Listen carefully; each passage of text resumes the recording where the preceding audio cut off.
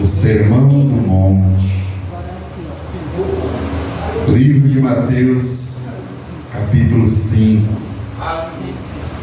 As bem-aventuranças, as beatitudes. Aleluia, Jesus. Amém? Todos acharam? Glórias a Deus. Diz assim a palavra do Senhor: e vendo as multidões, ele subiu a um monte, e quando ele estava sentado, aproximaram-se dele os seus discípulos, e ele, abrindo a sua boca, ensinava-os, dizendo: felizes são os pobres em espírito, porque deles é o reino dos céus. Felizes são os que choram, porque eles serão consolados. Felizes são os mansos, porque eles herdarão a terra. Felizes são os que têm fome e sede de justiça, porque eles serão saciados. Felizes são os misericordiosos, porque eles obterão misericórdia. Felizes são os puros de coração, porque eles verão a Deus. Felizes são os pacificadores, porque eles serão chamados filhos de Deus. Felizes são os perseguidos por causa da justiça, porque deles é o reino dos céus. Felizes sois vós, quando os homens vos insultarem e vos perseguirem, e falsamente disserem toda espécie de mal contra vós por minha causa.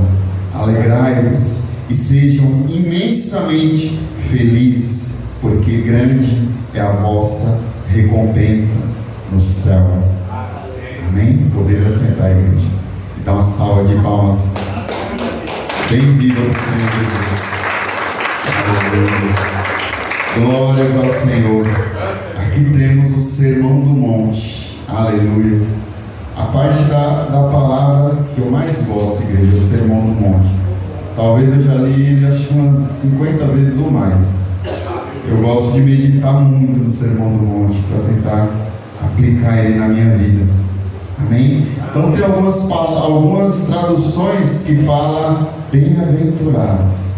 Outras traduções falam, Deus abençoe. Outras traduções falam felizes. Amém? Então, eu quero tratar aqui com você nessa noite com o título: Onde encontrar a verdadeira felicidade?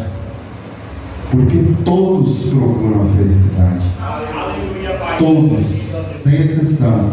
Rico, pobre, doutor e douto, todos, sem exceção, eles buscam a felicidade. Tudo está dirigindo, tudo está direcionando para eles procurarem a felicidade. Sejam fazer uma faculdade durante 5 anos, eles querem a felicidade, eles querem uma vida estável, seja o que for. Aleluia. Todos buscam a tal felicidade. Amém? Então, se as pessoas buscam a felicidade, então é porque na maioria das vezes elas não têm. Porque a gente só busca algo que a gente não tem. Se elas tivessem a felicidade, não estavam desesperadamente ali buscando. Então eu queria mergulhar com você na história da humanidade, como nasceu essa busca pela felicidade. Quando o homem ele foi criado ali no Jardim do Éden, Deus criou ele perfeito. Amém? Todos concordam? Porque Deus é perfeito e Ele criou o homem perfeito. O homem era pleno em felicidade. Adão e Eva ali eram plenos, eles tinham a perfeita felicidade. A perfeita felicidade significa: de nada tenho falta. Eles eram plenos. Por que eles eram plenos? Porque eles tinham a presença de Deus. A presença de Deus ali supria toda a necessidade deles. Então eles eram felizes. Mas como os irmãos bem conhecem, ali nasceu a procura pela felicidade. Porque quando o homem pecou, houve uma ruptura, amém, da presença do Senhor.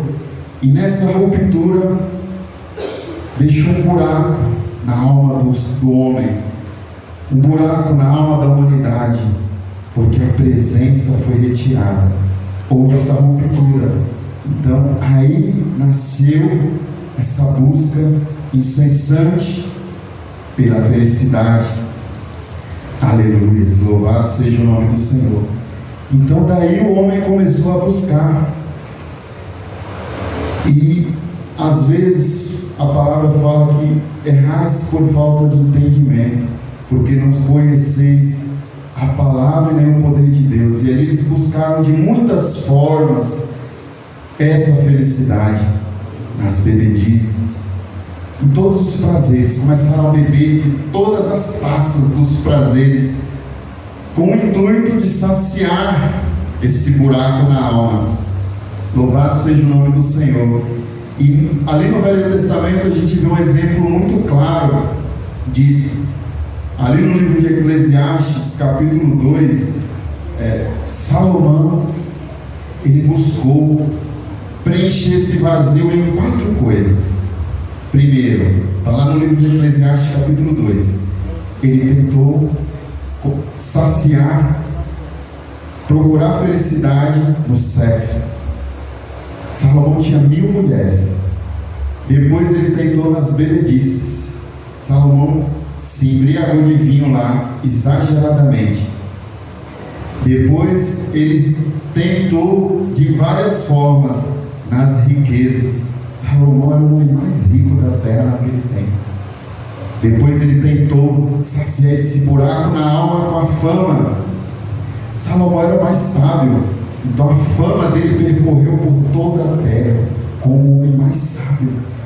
E Salomão fala que tudo isso não preencheu o vazio da alma. Então, Agostinho tem uma frase que é muito famosa, essa frase no meio dos teólogos, que fala assim: que fizeste-nos para ti, e o meu coração está em busca de ti. Eu até escrevi aqui. Fizeste-nos para ti, e o nosso coração não tem quieto, enquanto não descansar em ti. Essa frase de Agostinho significa o quê?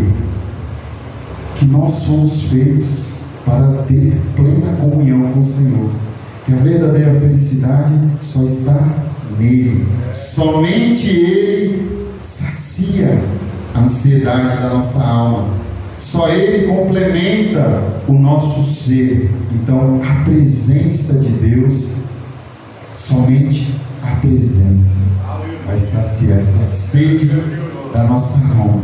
Amém? Amém. E ali no Sermão do Monte, o Senhor Jesus Cristo, ele dá a receita. Ele fala que felizes são os pobres de espírito, felizes são os que choram, felizes são os que são perseguidos. Só que para o mundo, igreja, esses são valores invertidos. Como que pode? Felizes são os pobres de espírito, felizes são os que choram. O mundo acha que felizes são os que tomam dos prazeres do mundo, aquele lá que vai para balada, se embriaga, pega todas, como na linguagem aí popular. Essa é a visão do mundo para a verdadeira felicidade. Ou às vezes nas riquezas eles acham que o homem mais milionário do mundo, esse tem plena felicidade. O homem mais famoso do mundo tem a plena felicidade. O homem mais poderoso do mundo, tipo o presidente dos Estados Unidos, tem a mais plena felicidade. Mas será? Será que eles têm a verdadeira felicidade? E aqui o Senhor Jesus Cristo, no maior sermão de todos os tempos, pregado pelo maior pregador de todos os tempos, dá a receita do que é a verdadeira felicidade. Primeiramente, eles falam que são os pobres de espírito. Felizes são os pobres de espírito. Mas o que é o pobre de espírito? Primeiro vamos ver o que não é o pobre de espírito. Há muito tempo atrás, Francisco de Assis interpretou isso equivocadamente.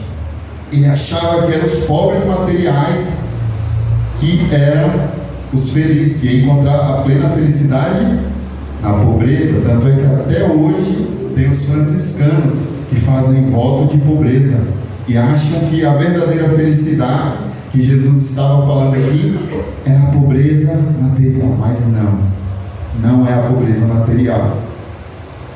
Também não são os covardes, que às vezes a pessoa fala, pobrezinho, tadinho.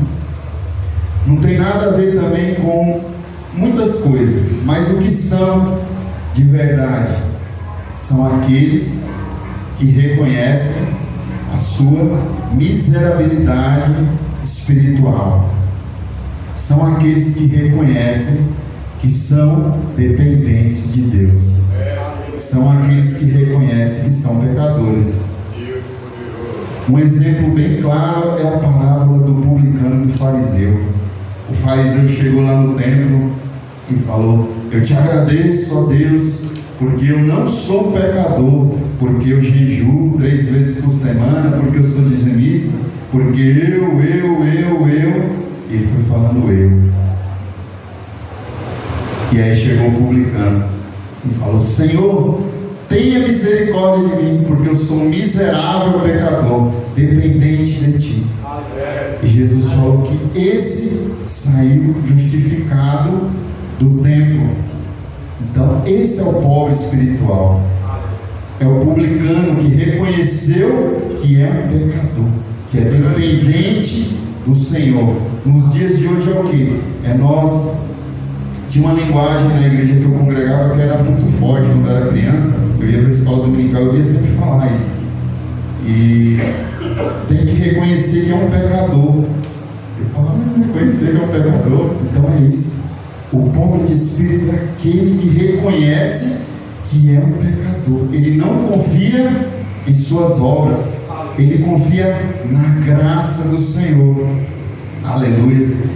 É Moisés, quando o Senhor deu a missão para ele, ele falou: Senhor, eu não sei falar. Ele reconheceu que dependia de Deus para aquela obra. É Jeremias que chegou e falou: Senhor, eu sou uma criança.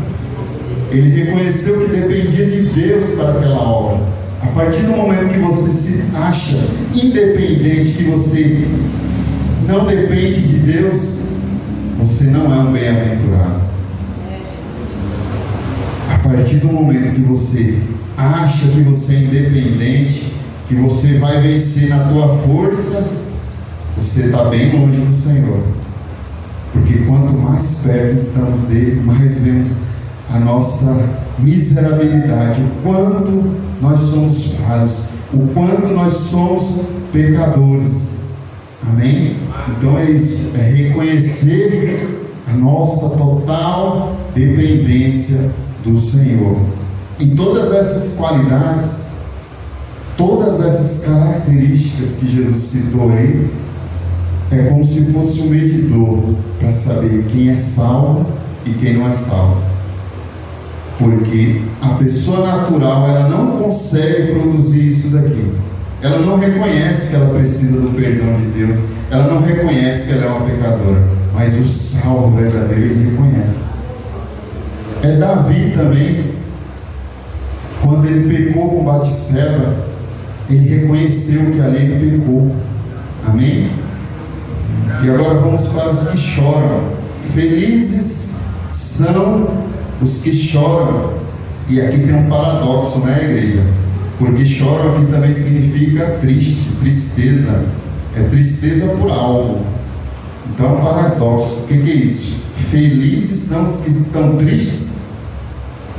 Mas lembre-se que aquilo que é espiritual, ele vai muitas das vezes na contramão do que é natural, do que o homem natural entende. Porque as coisas de Deus são loucuras para o homem natural. Então o que é essa tristeza aqui? Primeiramente vamos ver o que não é esse choro aqui. Não é aquele choro natural. Quando nós perdemos um ente querido, não é um choro natural quando a gente perde algo, perde emprego. Não é esse tipo de choro. Não é aquele choro que nós produzimos.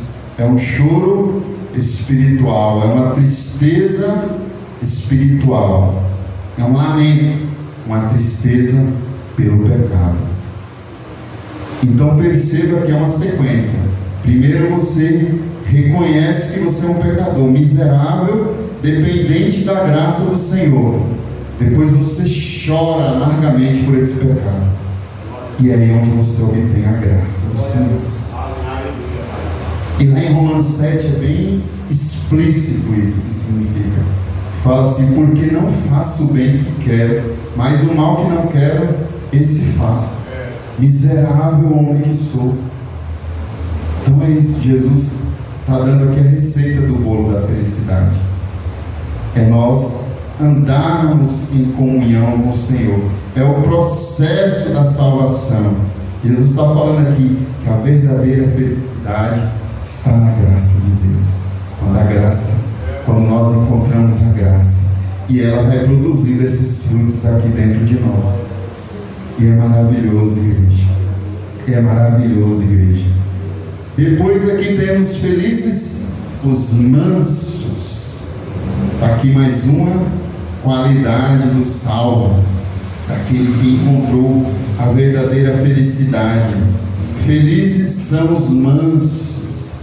O que significa esse manso aqui nos originais? Domínio próprio, equilíbrio, suporta as tribulações e ainda agradece. Veja José, o que José passou. Em nenhum momento você vê na palavra do Senhor José reclamar. José fala uma palavra contra o Senhor. Pelo contrário, ele reconhece a mão de Deus em tudo aquilo dali. E os irmãos conhecem muito bem a história de José. Então José é um exemplo clássico de uma pessoa mansa. Outro também que era manso, que produzia mansidão, que era equilibrado, que suportava as tribulações. Jó. Quem como Jó para aguentar as tribulações, agradecendo, louvando ao Senhor, adorando ao Senhor. E é maravilhoso. Em quarto lugar aqui temos os que têm fome. Felizes são os que têm fome e sede de justiça. O que significa isso, igreja? Será que é o vingativo que fala assim: eu quero justiça porque eu quero me vingar dessa pessoa, eu quero pegar no pescoço dessa pessoa e eu quero justiça, eu quero que ela seja presa, pague pelos seus erros? Não é isso. Porque na continuação do Sermão do Monte, Jesus ensinou perdão. Jesus ensinou que devemos fazer bem àqueles que nos fazem mal. Então não é isso, sem sombra de dúvidas, não é isso. Esses que têm fome e sede de justiça é os que têm fome e sede de ser justos. É os que têm fome e sede de fazer a vontade de Deus. Porque aqueles que fazem a vontade de Deus são justos. Então esses são esses bem-aventurados aqui. Eles têm umas inclinações para as coisas espirituais. A fome dele é a palavra de Deus, é orar, é jejuar, é conhecer mais sobre o Senhor. Ele quer ser justo. Ele quer conhecer mais do Senhor. Ele quer ter aquela justiça que agrada o coração do Pai. Tudo na pessoa que tem fome e sede de justiça está inclinado em fazer a vontade do Senhor. E quem é que produz isso no nosso coração? Quem é o agente da santificação que vai nos ajudando a trilhar esse caminho? É o Espírito Santo de Deus. Porque é Ele que convence o homem do pecado, da justiça e do juízo. E todos esses frutos são brotados na vida daquele que se entrega ao Senhor, que reconhece que é um pecador e que anela, pede ao Senhor pela graça, a graça que capacita, a graça que leva além, que leva a pessoa para o céu, que faz dele uma nova criatura, que faz a conversão verdadeira, uma nova criatura. Agora vamos ver os limpos de coração, porque eles verão a Deus. Que coisa gloriosa, né, igreja? Os limpos de coração verão a Deus. Se me perguntasse assim, qual é o seu maior sonho, o seu maior desejo que existe dentro do teu coração, eu falo, eu quero ver Deus. Eu quero abraçar Ele. Eu quero contemplar aquele que criou todas as coisas. Eu fico olhando, igreja, para as coisas que foram criadas, eu fico boquiaberto. Quão grandioso esse Deus! Olha só as coisas que Ele criou. Olha só o sol, que lindo!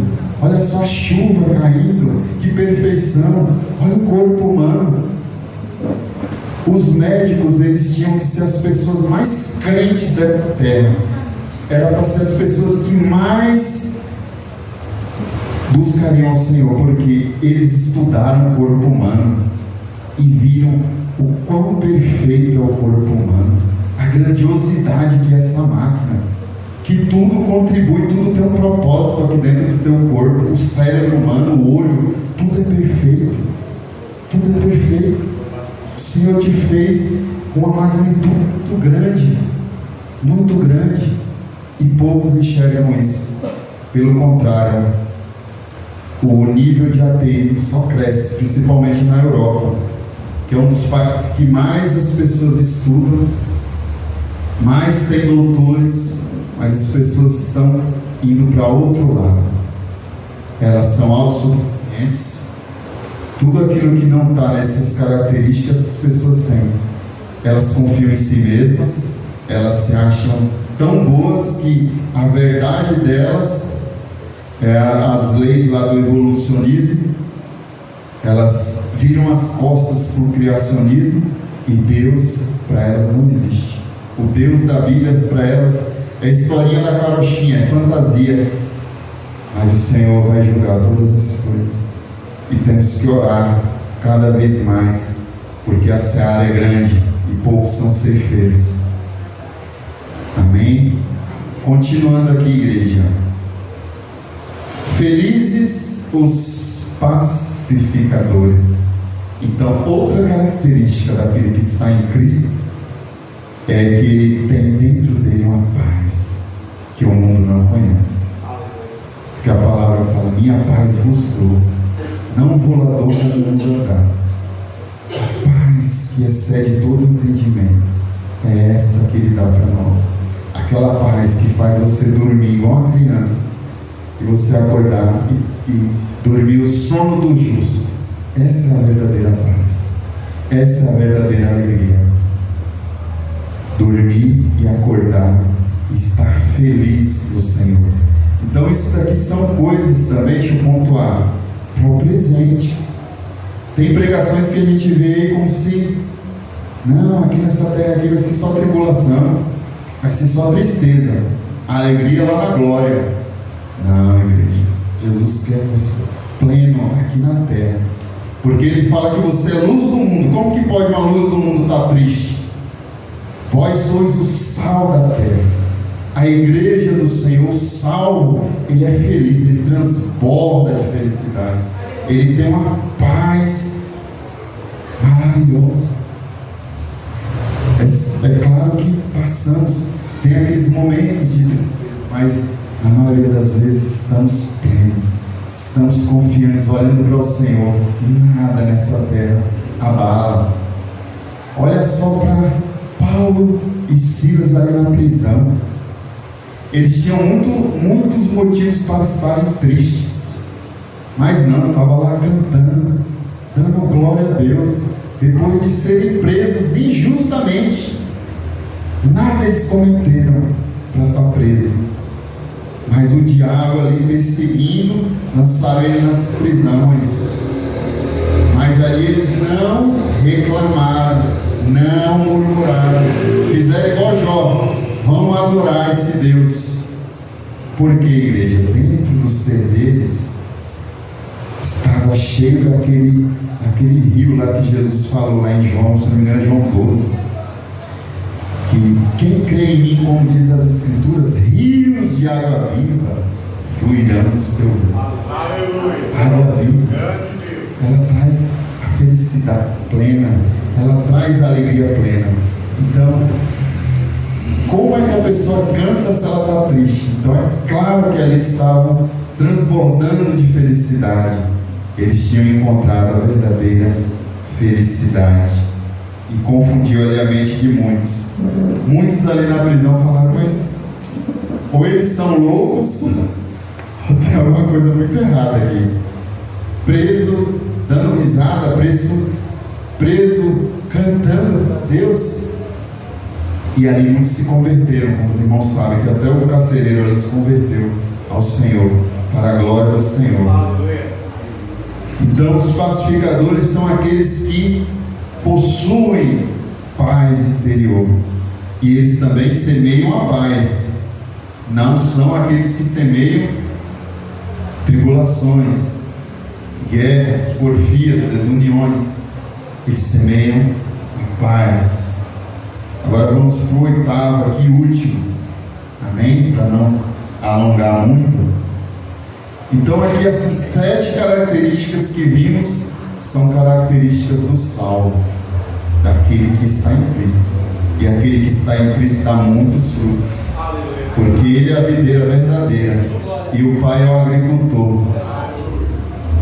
Então aquele que está nele produz muitos frutos. Temos que produz pouco, temos que produz médio, temos que produz muito, mas produz. Então aqui por último, agora vamos ver as consequências. Quando você tem essas 7 características, significa uma coisa: você é salvo, você passou da morte para a vida. A aferição para saber se você é salvo ou não está nessas 7 características aqui. São as 7 características do salvo, daquele que se apropriou da graça de Deus e falou: eu quero essa graça, eu quero a mudança na minha vida, eu quero a verdadeira felicidade. E aí tem as consequências. E agora as consequências são as perseguições, igreja. Não tem jeito. Jesus falou: no mundo tereis aflições, mas tem de bom ânimo, eu venci o mundo. E nós temos muitos exemplos na palavra do Senhor ali. Se nós lermos o livro de Atos, está farto de exemplos de perseguições na igreja do Senhor. O diabo ali perseguindo ali ferozmente o povo de Deus, porque aquele povo ali estava fazendo uma revolução em Israel. Não só em Israel, mas em todo o mundo. Em todo o mundo estava sendo comentado: que fé é essa? Que negócio é esse? O povo é perseguido e continua lá cantando nas prisões. O povo está indo para a morte e mesmo assim está feliz. Na cara deles, eles parecem que encontraram algo que não dá para entender. O que está acontecendo? Então ali o diabo perseguiu ferozmente a igreja do Senhor. Mas mal sabia ele, porque Deus, igreja, Ele está em todas as coisas. Disso você pode ter certeza, que nada foge do controle do Senhor. E todas as coisas contribuem para o bem daqueles que amam a Deus. Se o Senhor permitiu ali a perseguição à igreja, é porque tinha um propósito. Tinha um propósito. Todas as perseguições ali tinham propósito. Porque dentro das prisões, o evangelismo não chegava. E se os irmãos lerem as cartas de Paulo, Paulo está falando ali de uma prisão ali, se eu não me engano, de Roma. E ele está falando: os irmãos aqui da prisão vos saúdam. Quer dizer o que, igreja? Que ali ele ganhou muitas almas para o Senhor. Muitas almas. É a guarda pretoriana. Ele fala: a guarda pretoriana vos saúda. Então é maravilhoso, igreja. Então tudo tem um propósito. Nada é por acaso. Tudo que o Senhor permite na tua vida, acredite, vai contribuir para o teu bem. Vai contribuir para o teu bem. Mesmo que a princípio você chore, como aqui fala aqui, é o choro, bem-aventurados que choram. Mesmo que você chore a princípio, depois você vai entender. E você vai falar: muito obrigado, Jesus. E toda aquela perseguição ali rendeu muitos frutos. Tem até uma frase que fala assim, que o sangue dos mártires foi a semente da igreja, porque através ali do sangue dos mártires muitas almas foram ganhas para o reino dos céus. E as pessoas ali no corredor da morte cantando louvores ao Senhor. E dentro do coração dos soldados, das pessoas que assistiam, porque tinha pessoas que iam ali para o Coliseu assistir os mártires ali sendo lançados na cova de leões, sendo degolados. Tinha pessoas que tinham prazer de ver isso, mas eles saíram dali com um pensamento estranho. Eles falaram, mas como que pode? Essas pessoas mesmo, elas perderam tudo, porque quando houve a perseguição da igreja, quando eles chegavam os soldados, eles tinham que abandonar tudo.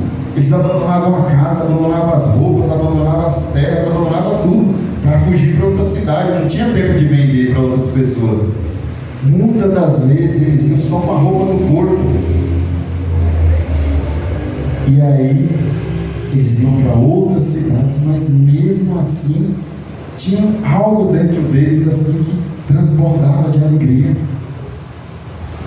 Então o mundo, ele começou a ser evangelizado através disso, através desse questionamento que ficou na cabeça deles. O que eles encontraram que mesmo nas mais duras perseguições, nas mais duras provações, eles continuam felizes e continuam cantando? O que eles encontraram? O que aconteceu com essas vidas? Que eles abandonaram tudo. De repente as coisas do mundo começaram a virar coisas fúteis. De repente eles começaram a valorizar somente buscar a Deus de todo o coração. E aí, depois de muitos anos, igreja, tantos guardas de Roma ali, soldados de Roma, quanto aquelas pessoas ali se converteram, reconheceram que o poder de Deus é maior que todas as coisas, e que a verdadeira felicidade está em ser, em receber a presença de Deus, e não em ter nada nessa vida, e não em ser famoso. A verdadeira felicidade está na graça de Deus, no poder do Espírito Santo, que transforma o pecador em uma nova criatura. E a plena felicidade mesmo, a maior de todas as felicidades, nós vamos ter lá na glória, quando encontrarmos com o nosso Senhor, Ele olhar para nós e falar assim: vinde benditos do meu Pai, possuí o reino que está preparado para vós desde a fundação do mundo. Então essa vai ser nossa maior felicidade, igreja.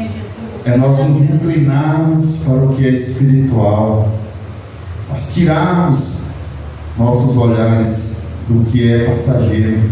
Essa frase, eu ouvi essa frase, ela me marcou muito de uma forma que eu até hoje eu nunca esqueci. Fala assim: uma só vida, e ela é muito curta, e somente o que fizermos por Cristo permanecerá.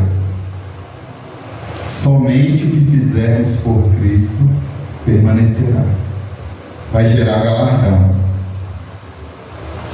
O que é isso? É o evangelismo. É você consagrar a tua vida aqui o máximo possível. É você se encher do Espírito Santo de Deus e ir para o mundo, ir para as cadeias pregar o Evangelho, ir para os orfanatos pregar o Evangelho, ir para os asilos pregar o Evangelho a toda criatura. É cumprir o ID de Jesus e falar para o mundo o quanto Deus é bom e o quanto que Deus quer saciar a alma do homem. É você ir evangelizar e falar: a verdadeira felicidade está em Deus, não está nos prazeres do mundo, não está nas drogas, não está nas bebedices, não está na prostituição, não está na idolatria. O que é idolatria? É a idolatria do ego. É você se achar tão grandão acima de todos.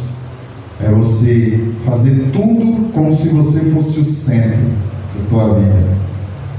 Porque nós sempre colocamos algo em primeiro lugar nas nossas vidas. Todos colocamos. Alguns colocam o dinheiro em primeiro lugar, outros colocam o eu em primeiro lugar, outros colocam muitas coisas em primeiro lugar. E qual é o primeiro e grande mandamento, igreja?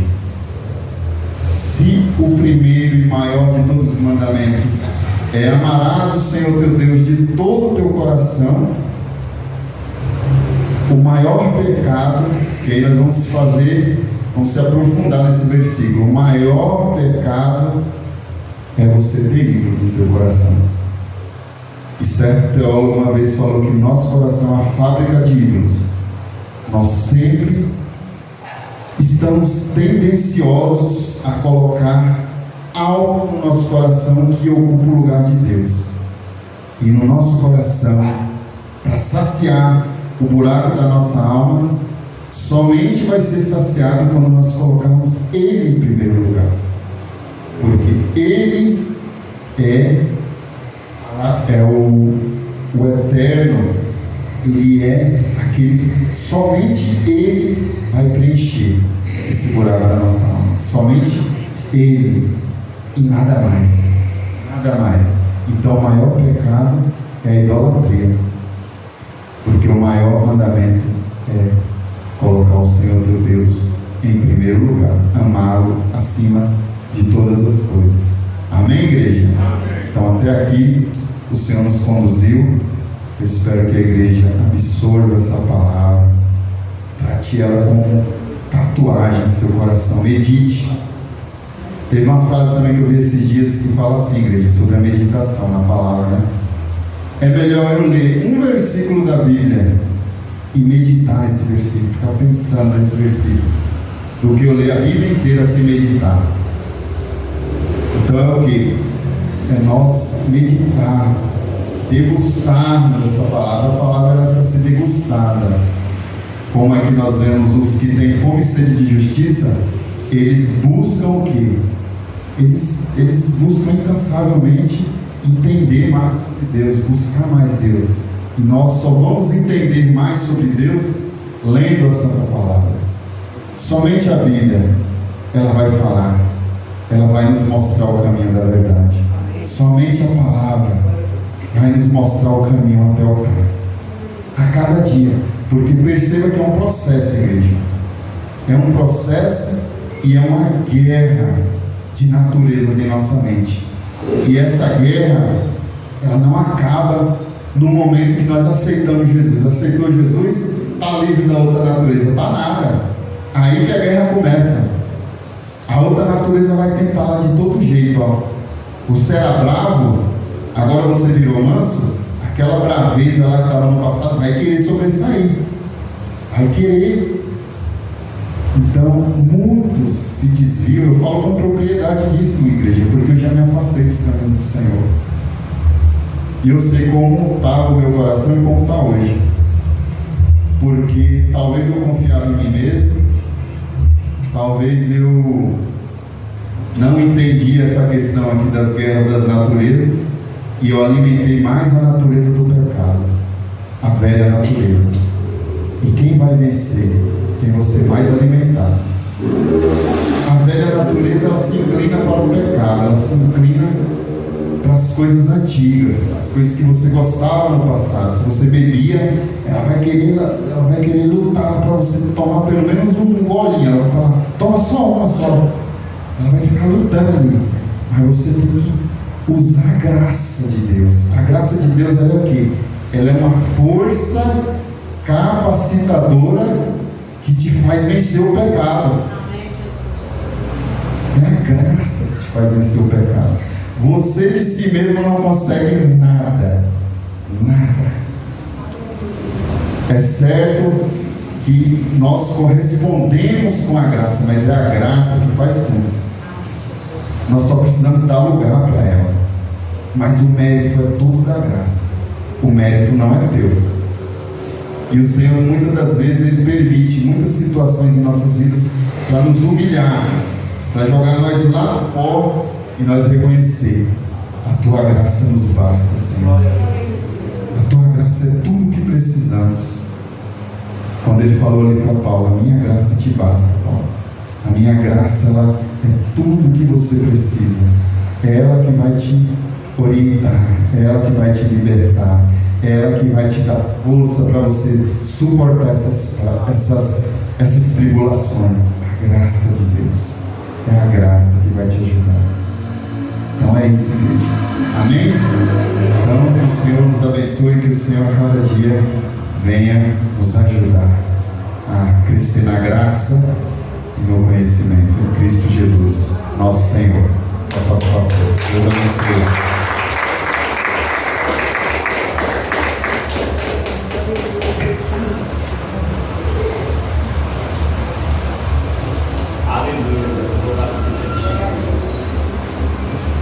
Glória a Deus. Hoje tivemos um estudo sobre um modelo que o Senhor nos deixou. Bem-aventurados limpos de coração, deixando tudo aquilo para trás. E ele diz assim: bem-aventurados sois vós quando vos perseguirem, falando tudo quanto é mentira, por causa de mim. E ele diz: ó, se alegrem com isso, se alegrem de ser caluniado, se alegrem de ser perseguido, porque grande é o vosso galardão. Pastor, como é que eu vou me alegrar estando perseguido? Porque você está limpo de coração, está pronto para ver a Deus. Pastor, como é que eu vou me alegrar sendo caluniado? Porque você acabou de ser livre, você é pacificador. Então, não é fácil, não é mesmo. Mas se nós recebemos essa mudança, se nós começamos a agir dessa forma como o Senhor nos ensinou, deixando o velho para trás. Eu estive conversando com alguém ainda, nós falamos a respeito de 2 lobos.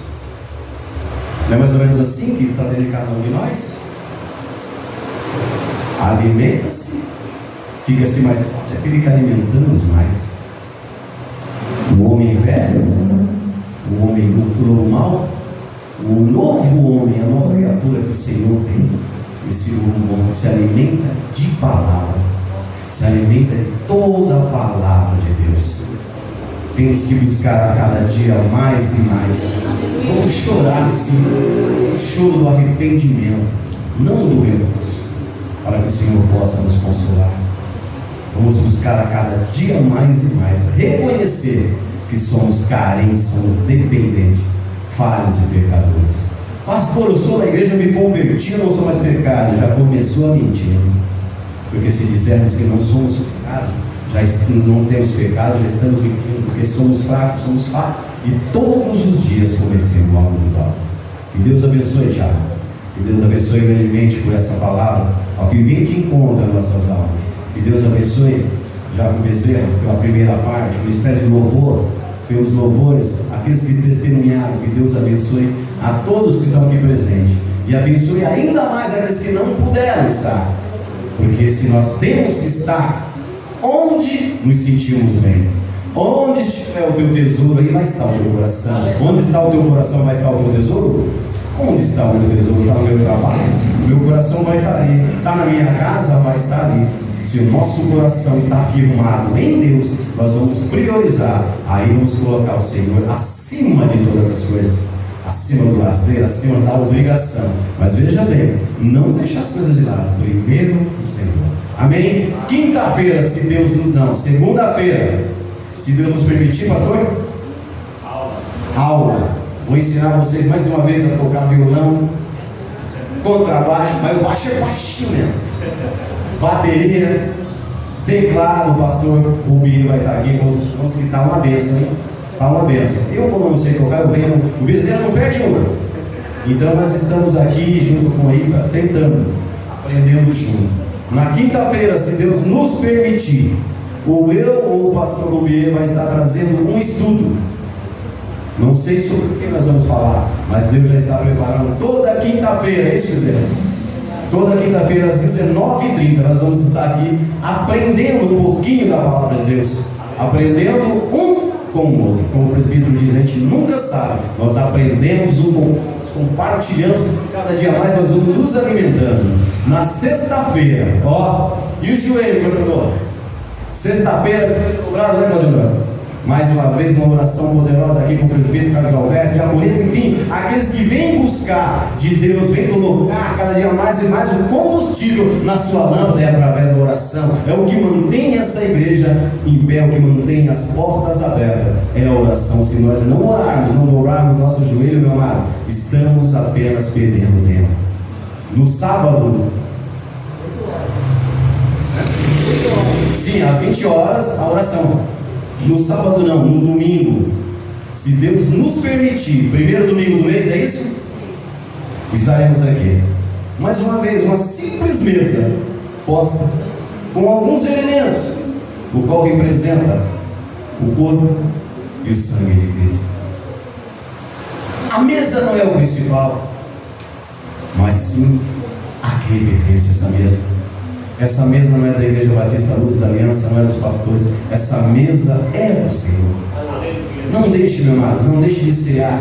Não deixe de cear. Venha fazer parte dessa mesa, venha renovar, venha dizer: Senhor, estamos juntos. Essa mesa, Senhor, estou contigo. No partilhar do pão e no partilhar do cálice. Amém? Amém? Que o Senhor possa nos conceder uma semana de paz, de alegria e prosperidade. Pastor, vem dar o término aqui, fazer a oração final e a bênção apostólica.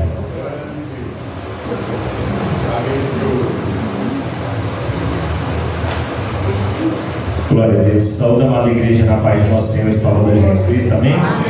Oremos ao Senhor. Soberano Deus, querido e eterno amado Pai, abençoa, Senhor, a tua igreja, Senhor. Leva cada um com segurança até os seus lares, até a sua casa. Dê uma semana, Pai, abençoada a cada um. Que a tua glória, Pai, alcance, Pai, aqueles que nesta noite não conseguiram, Pai, se chegar aqui na tua presença. Que o Senhor possa abençoar e iluminar, Pai, a cada um no teu santo nome, Jesus. Que a paz e o amor de nosso Senhor e Salvador Jesus Cristo esteja em cada coração, hoje e para todos sempre. A igreja do Senhor diga amém, amém e graças a Deus. E como o nosso pastor sempre fala, por gratidão e nunca por costume, muito obrigado, Jesus, muito obrigado, Jesus, e muito obrigado, Jesus. Olhe para o seu irmão e diga assim: você é uma bênção. Aleluia.